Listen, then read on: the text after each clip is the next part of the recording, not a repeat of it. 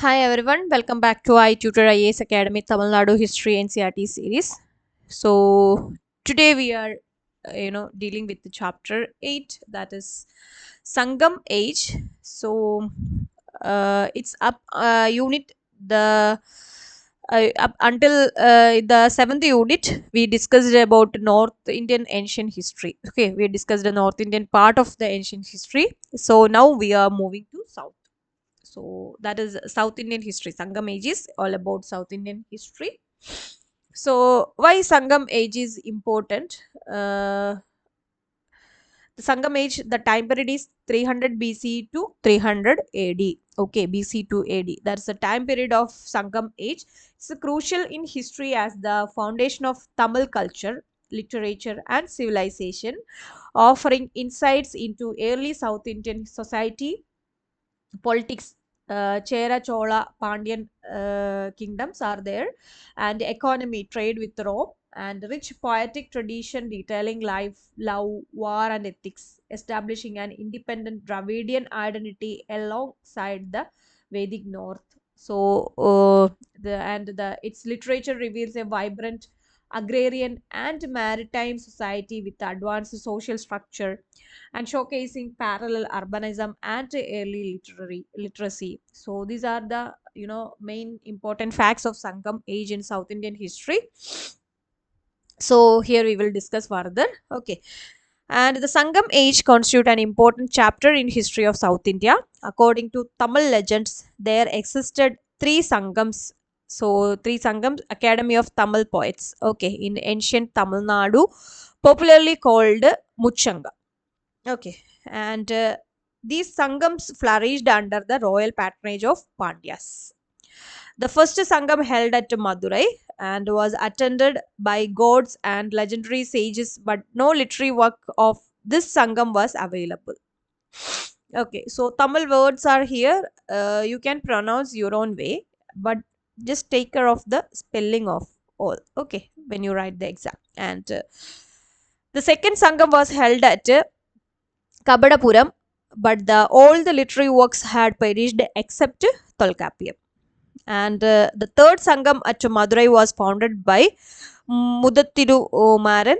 It was attended by a large number of poets and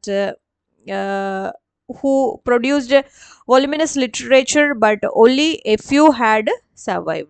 And these literary works remain useful source to reconstruct the history of Sangam age. So let's see the Sangam literature. Okay. The corpus of Sangam literature include Tolkappiyam. So Tolkappiyam, it's a grammar work and poetic, literature and etc. And Ettu means eight collections in literature. And Pattu Pattu, there is a 10 long poems in Pattu Pattu. And Padanengil Kanaku, okay, so 18 classical poems in Padanengil Kanaku. And then two epics, Sheila Patikaram and Manimekalai. Okay. So, Tolkappiyam, authored by Tolkappiyar, is the earliest of Tamil literature. It is a work of Tamil grammar, but it provides information on the political and socio-economic conditions of the Sangam period. That's about the Tolkappiyam. And Ettudogai. The Ettudogai or eight anthologies consist of eight works. What all eight works? It says Ainguru Nuru and Nari Nai and Aganuru, Puranuru, and Kurtogai, and Kaltogai, and Paripadal, and Padurupattu. Okay, these are eight works and eight anthologies, and the Pattu Patu or 10 ideals consist of 10 works.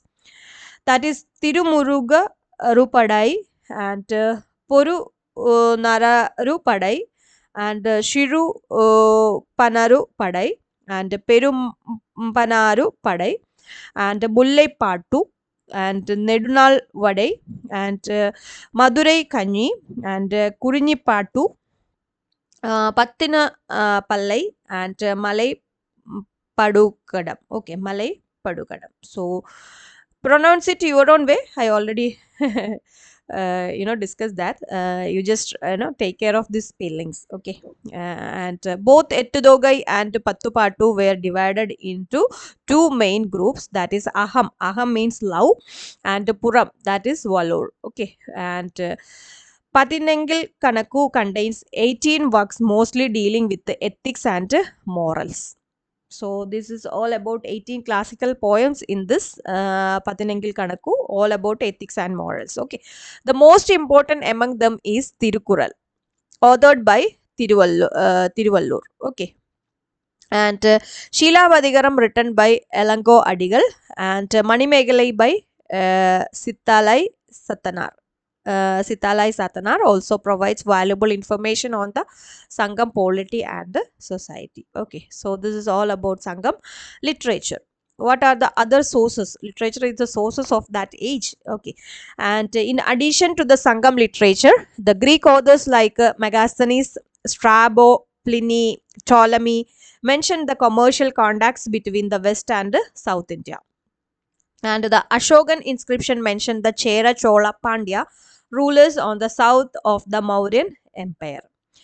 And Hatikumpa inscription of Karavela of Kalinka also mentioned about Tamil kingdom. And the excavations at Arikamedu, Pumparar, and Kodum Manal, and other places reveals the overseas commercial activities of the Tamils. So this is the map of South India. So that is the Sangam period. So this is Cholas. Cholas are here. The the portion of Andhra Pradesh, Cholas, and Pandyas. This is the modern Tamil Nadu area is the Pandya, and Chera are here in Kerala side. Okay, so Chera, Chola, Pandyas. This is the South Indian ancient history. And period of Sangam literature. What are the periods? The chronology of Sangam literature is still a dispute topic among the scholars. The sheet anchor of Sangam chronology lies in the fact that Gajabagu II of Sri Lanka and Cheran Segutuan of Chera dynasty were contemporaries.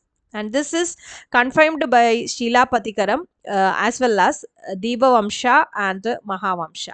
So also the Roman coins issued by Roman emperor of the 1st century AD were found in plenty in various places of Tamil Nadu. Therefore, the most probable date of Sangam literature has been fixed between the 3rd century BC to 3rd century AD on the basis of literary, archaeological and numismatic evidences. Okay, so that is about the period of Sangam literature. And let's see the political history of Sangam age.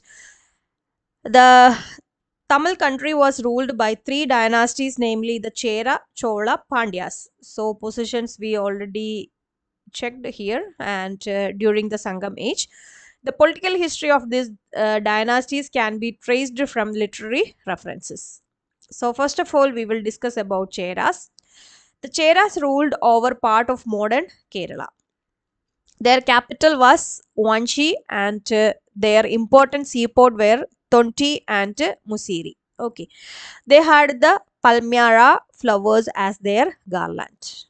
The Pugalur inscription of the 1st century AD refers to three generations of Chera rulers. And Padurupattu also provide information on Chera kings, and Perum Soru Udiyan Cheralatan and Imaya Varamban and Nedum Cheratalan and Cheran Seguetan were Sengutuan were the famous rulers of this dynasty. Okay, so names are little bit rough and all about Tamil, language. So please take care of the spelling of this. Cheran Sengutuvan belonged to 2nd century AD, and his younger brother was Elango Adigal, the author of Sheila Padigaram. And among his military achievements, his expedition to Himalayas was remarkable. And he defeated many North Indian monarchs. And Segutuvan introduced the Pattini cult or worship of Kannagi as the ideal wife of in Tamil Nadu. Kannagi. And the stone for making the idol of Kannagi was brought by him after his Himalayan expedition. The consecration ceremony was attended by many princes, including Gajabagu II from Sri Lanka. So, this is about Chera. Chera is in modern Kerala. Okay. And Kerala Nadu is ruled by Cheras. Okay. Chola. The Chola kingdom of Sangam period extended from modern Tiruchi district to southern Andhra Pradesh. So it's Cholas are the part of Andhra Pradesh and modern Tiruchi. And their capital was first located at Urayur and then shifted to Puhar. And Karikala was the famous king of Sangam Cholas, and Pattina Pallai portrays his early life and his military conquest. And in the Battle of Venni, he defeated the mighty confederacy consisting of Cheras, Pandyas, and 11 minor chieftains. And this event is mentioned in many Sangam poems. And Vahai Parandalai was another important battle. Vahai Parandalai was another important battle fought by him, in which 9 enemy chieftains submitted before him. Karigala's military achievements made him the overlord of the whole Tamil country. And trade and commerce flourished during his reign, and he was responsible for the reclamation of the forest land and brought them under cultivation, thus adding prosperity to the people. So he also built Kallanai across the river Kaveri, and also constructed many irrigation tanks. So this is about Chola, and the ruler is Karigala. Okay, famous ruler. Next is Pandyas. So Pandyas ruled over the present day southern Tamil Nadu. Their capital was Madurai, and the earliest king of the Pandyan dynasty were Nedion and Palyaga Shalai, Mudukudumai, Peruvaludi, and Mudatiru Maran. Uh, okay, so these are the names. And there were two Nedunchilayans are there, and the first one was known as Arya Padai Kadanta Neduchilayan, and one who won victorious over the Aryan forces. Okay, he was responsible for the execution of Kovalan, for which Kannagi burned Madurai. So Kovalan and Kannagi story may all of you know, right?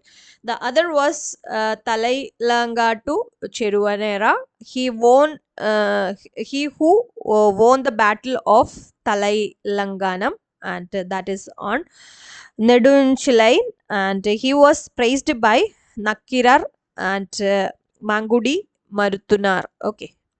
He wore this title after defeating his enemies at the Battle of Talaiyalanganam, and which is located in Tanjore district. By this victory, Nedunchilayan gained control over the entire Tamil Nadu. And Madurai Kanyi, this is written by Mangudi Marutunar, described the socio-economic condition of the Pandyan country, including the flourishing the seaport of Korkai. And the last famous Pandyan king was Ugira Peruvaludi. The Pandyan rule during the Sangam age began to decline due to the invasion of the Kalabras. Okay, Kalabras. And the next is minor chieftains. These are the major ones, Chera, Chola, Pandyas, and minors are also there. The minor chieftains played a significant role in Sangam period, among them Pari, Kari, Ori, Nalli, Pagan, and Adiyaman were popular for their philanthropy and patronage of Tamil poets. So therefore they were known as Kadai, Illu, Vallalgal, and although they were subordinate to the Chera, Chola, Pandya rulers, they were powerful and popular in their respective region. So they controlled small regions. And Sangam polity. So hereditary monarchy was the form of government during the Sangam period. The king had also taken the advice of his minister, court poet, and imperial court or Avai. Okay, imperial court known as Avai. The Chera kings assumed a title like Vana Varamban and Vanavan and Kuttuvan, Irumporai and Villavar, and Chola king like Senni and Vallavan, Killi, and the Pandyan king Tennavar and Minavar. So these are the titles for the kings. Each of the Sangam dynasties had a royal emblem. Carp for the Pandyans, tiger for the Chola, and bow for the Cheras. The imperial court or Avai was attended by a number of chiefs and officials. The king was assisted by a large body of officials who were divided into 5 councils. So there were ministers, that is minister called Amaichar, and priest is Antanar, and military commander is Senapati, envoy is Tutar, and spies is Orar. The military administration was also efficiently organized during the Sangam age.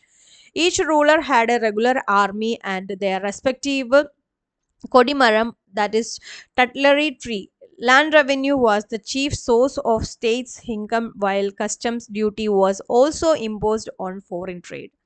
And the Pattina Palai refers to the custom officials employed in the seaport of Puhar. And booty captured in wars was also a major income to the royal treasury, and roads and highways were well maintained and guarded night and day to prevent robbery and smuggling. So this is about Sangam polity. Next is Sangam society.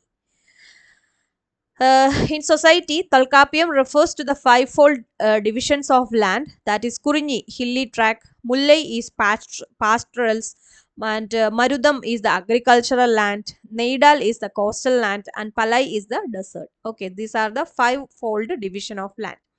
The people living in these 5 divisions had their respective chief occupations as well as gods for worship.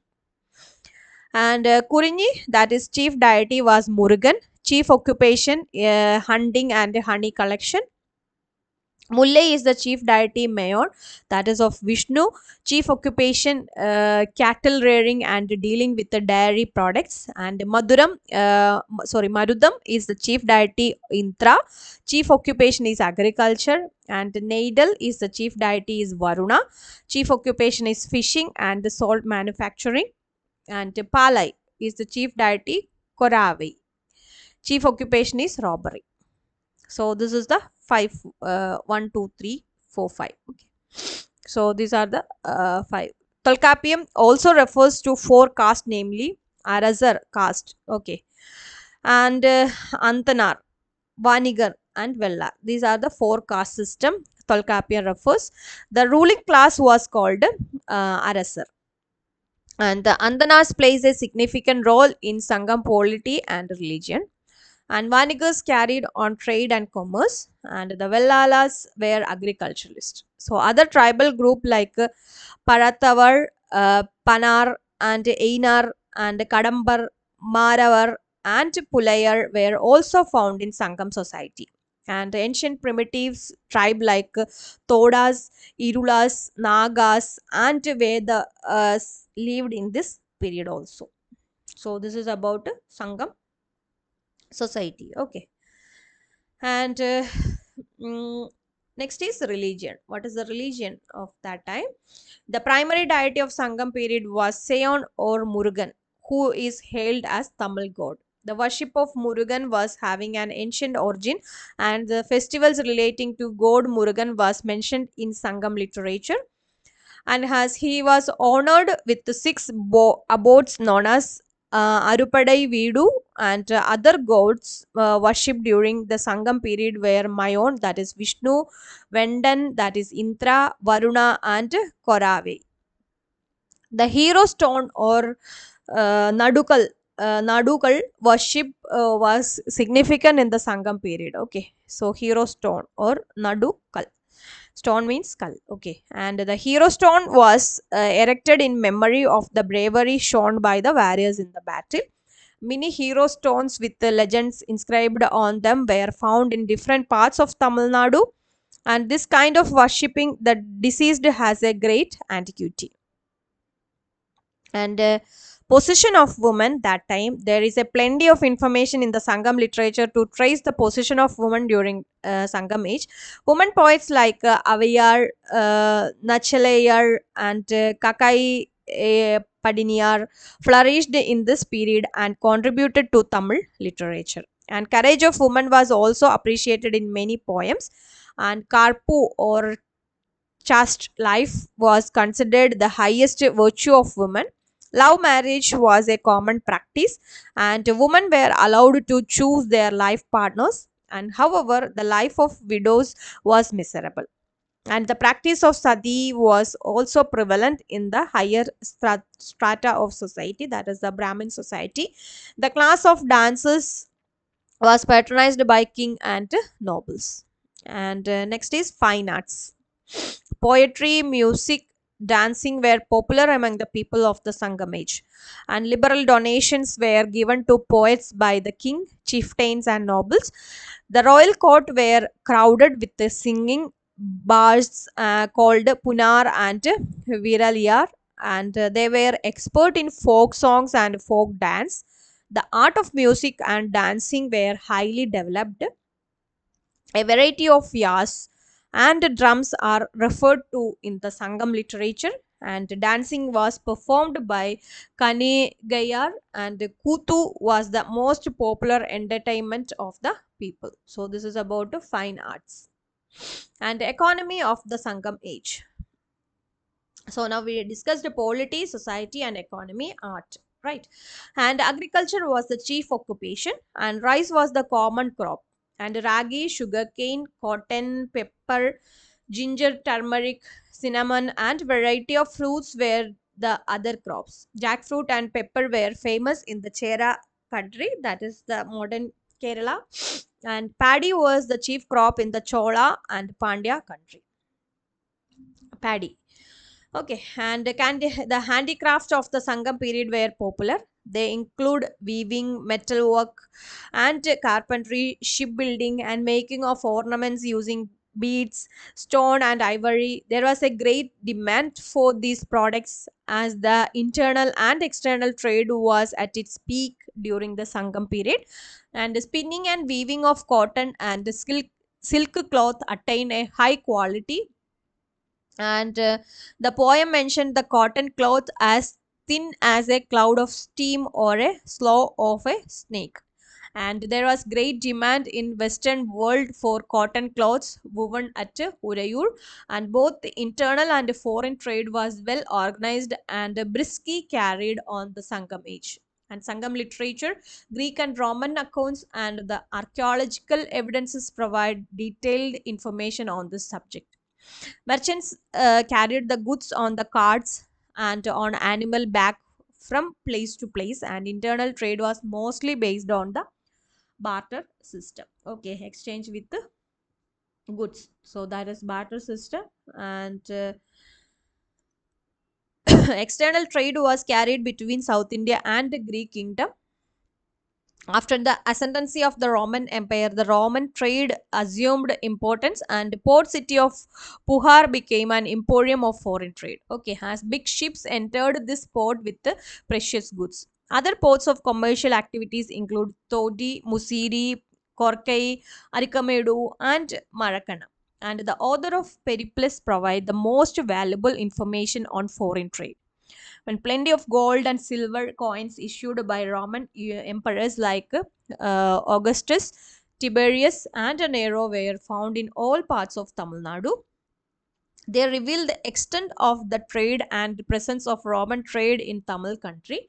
And the main export of the Sangam age were cotton fabrics, spices like pepper, ginger, cardamom, cinnamon, and turmeric, ivory products, pearls and precious stones, gold, horses, and sweets, wine were the chief imports. Okay, so this is about the economy and trade of the Sangam age. And now it's the end of the Sangam age. Towards the end of 3rd century AD, the Sangam period slowly witnessed its decline. Okay. The Calabras occupied the Tamil country for about 2.5 centuries, and we have little information about the Calabra rule. That is, Jainism and Buddhism became prominent during this period. Okay, and the Pallavas in the northern Tamil Nadu and Pandyas in southern Tamil Nadu drove the Calabras out of Tamil country and established their rules. So this is a reason for the decline of Sangam age. Okay, so this is about today's session. That is the Sangam age. We covered all. I think all we covered so far, and the sources of the we just discussed now the sources of the study of Sangam period, including the Sangam literature we discussed, right? And the Chera Chola Pandya rulers of Sangam period and their achievements we discussed, and the Sangam polity, including administrative system and other details, Sangam society, the 5 divisions of landscape, their religion life and the position of women we've discussed, and the economy during the Sangam period, particularly the overseas commercial contacts during the Sangam period, and the decline of Sangam period now we just discussed. Okay, so this is all about this chapter. And one question here from this unit is around 250 word question. Assess the significance of the overseas commerce during the Sangam age. Okay, so this is a 250 word question. Try to answer this. So today we end here with this question, and for more content, do like, share and subscribe our channel. Thank you so much.